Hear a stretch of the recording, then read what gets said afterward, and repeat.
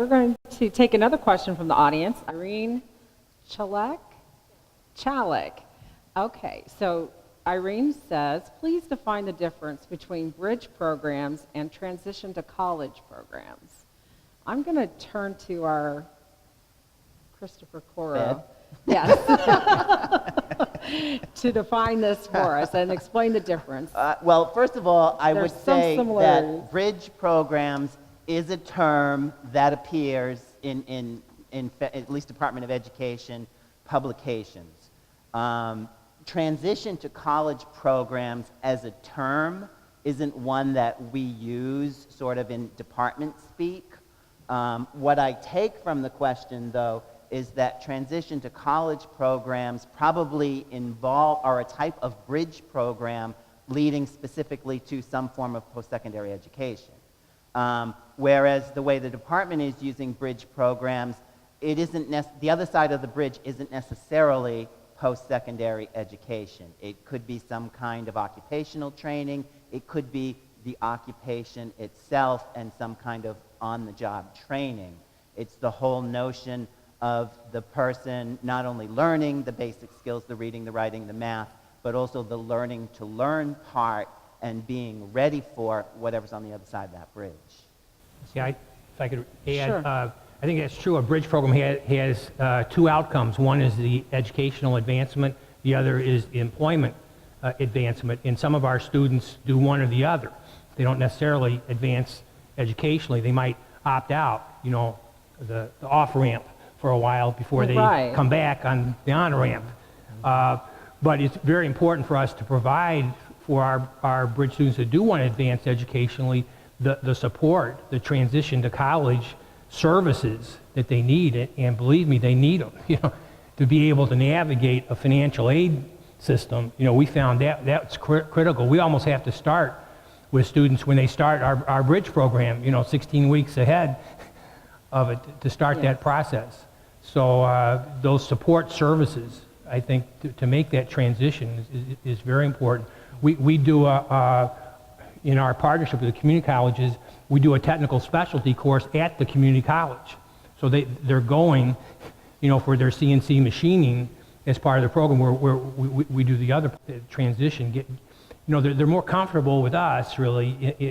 It's a smaller, kind of safe environment, and they're a little intimidated by the big community college and, the security and everything. So to make that transition, I think, is important to be able to take them as a group to the college. Great. Okay. From our Twitter, at Mazzano tweets, how did you develop bridge programs for those with limited English proficiency? I think this must be for Tom. Like Tom. Yeah. Sure. Okay. Yeah, thank you. Given our organization, Instituto del Progreso Latino, this is part of our mission to do it. It was critical. Our board decided early on, 15, 20 years ago, that it was important for people learning English to learn English for work. So we started developing, how can we start doing that? It was part of a big project. We had a company who wanted to hire a lot of people, and there was a skills gap between the skills they needed and where they were at, and we started trying to bridge that gap. And Dr. Davis Jenkins, one of the, came down to visit and said, "Tom, you got a bridge program." I said, "A what?"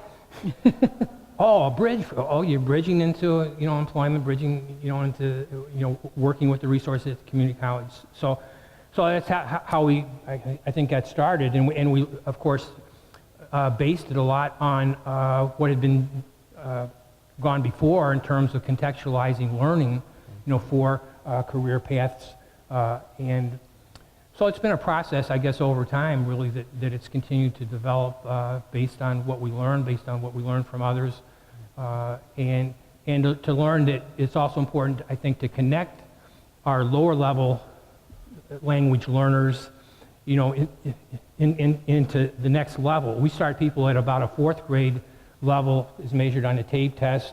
So that can be 16 weeks for them to advance 2 grade levels. They can go then to the next level for, another, 2 years in their reading. So hopefully by the time they go into our pre-college bridge program, they're at least an 8th grade level and begin to advance more to the point where they can enter college. So, and that's been an important element also is, we like to say manufacturing is another way to go to college. Right. And I think it's very motivational for our students and their families. And I think it makes sense in terms of their employability in the future. But it takes a lot of work, I think, to support students as they move along this pathway. So those wraparound services and everything are also critical. Did you integrate math and technology into those programs for your limited English proficient adults? Yeah, definitely. We learned that those were critical elements for both outcomes, both employment and for advancing further. They need computer skills in college. They need computer skills on the job. So we needed to start at a very early level. A lot of our English language learners, when they come in, they're really have a fear of those computers. They almost don't want to touch them. I might break something. Right. And so it takes a while, and we really have a bilingual approach, with our instructors, where they're learning the technical terminology in English, but they're able to get more support, for their questions and concepts in Spanish. So as they progress along, the content in English, increases.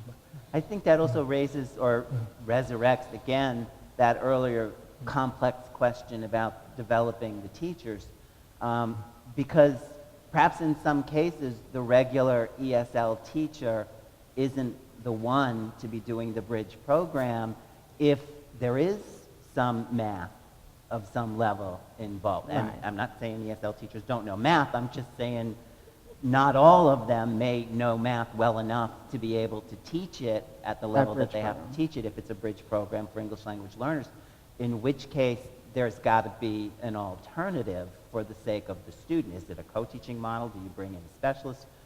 But you've got to figure that piece out. Okay.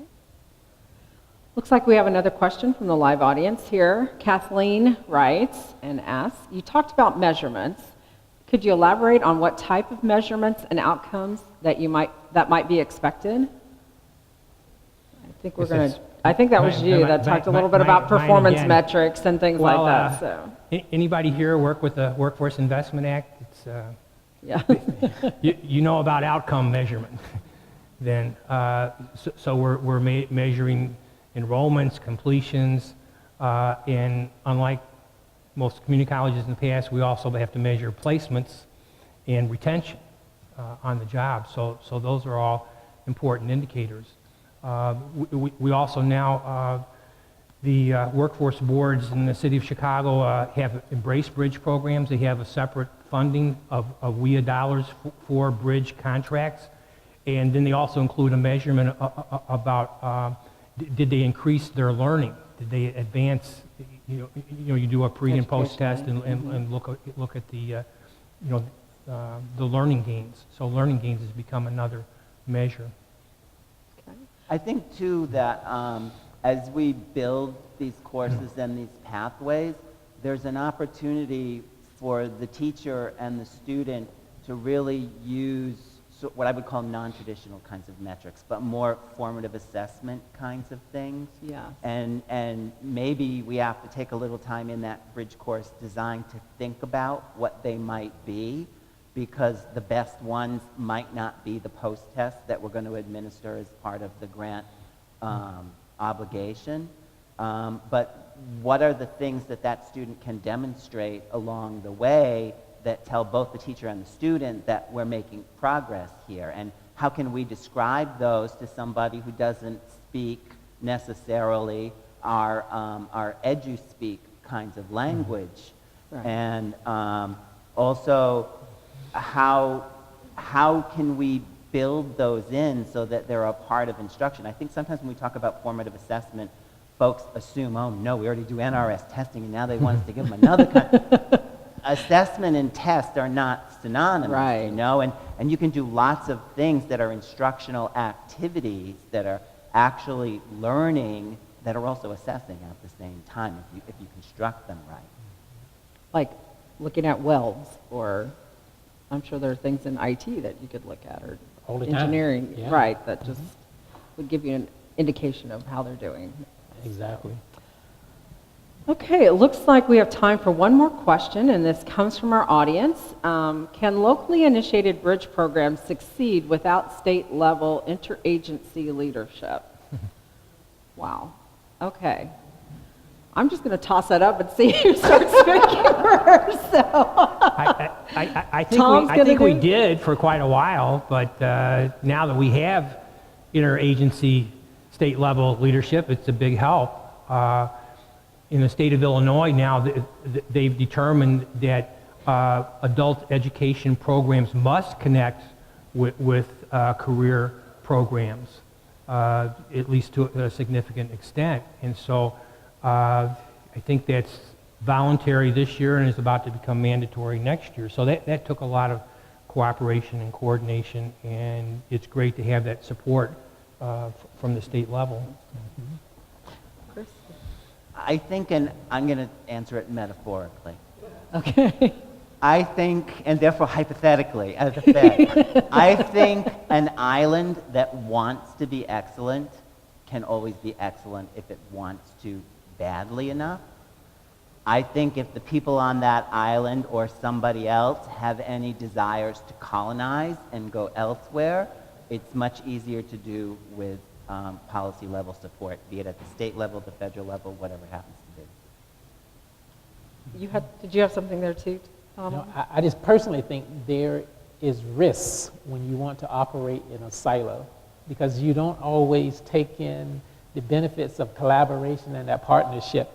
And so often you may miss the mark. And all of a sudden you made a lot of investment in time and other resources, and people looking at your program say, it would have been nice, but why didn't you include these level of requirements that the state is asking, my common grantees are asking for, and the level, and the like. So I just get a little concerned when we want to be within ourselves, when we don't have to. Kind of in that global mentality, sooner or later, you're going to come into contact with somebody else. Yep. No matter how hard you try, you can't stay a silo forever. Nope. Okay. Won't work. Yeah, but you may be in a situation where you don't have the state level interagency leadership, and I'd say, hey, go for it anyway. It's out of our control at the local level, so it's too important to just throw up our hands and say, well, the state doesn't have it together. So. And once you gain that traction, it seems like then people do get on them. Well, and I think the way I understand their history too, in their case, my island metaphor doesn't really work too well, because if there's one thing I get from Ricardo Estrada's presentations about what Instituto did, they were constantly reaching out to everybody around them, maybe not to the state level at particular points in history, but certainly out into the community and doing exactly what you were suggesting. They were making sure that they were hooked up. And it's a strategic way to get your brand out there, your expertise known. Don't lose that. That's intellectual property that you have earned. Great. Well, thank you. Thank you so much for your comments and all your questions. This concludes the webcast for developing effective bridge programs. I'd like to invite you, those of you here and virtually participating, to continue the conversation and learn what's happening in the field online at the ACP, in the ACP community at our website. You can register for free on the ACP Training and Support website to be among the first to receive information about the launch of the Developing Effective Bridge Programs course in December. And finally, this webcast and the previous webcast on building strategic partnerships are archived and will be archived and available on our site only to registered members of the Adult Career Pathways Training and Support Center. So we ask you to join us there. Again, I'd like you to join me in thanking Chris, Tom, and Donald for their participation today. It was really a great discussion.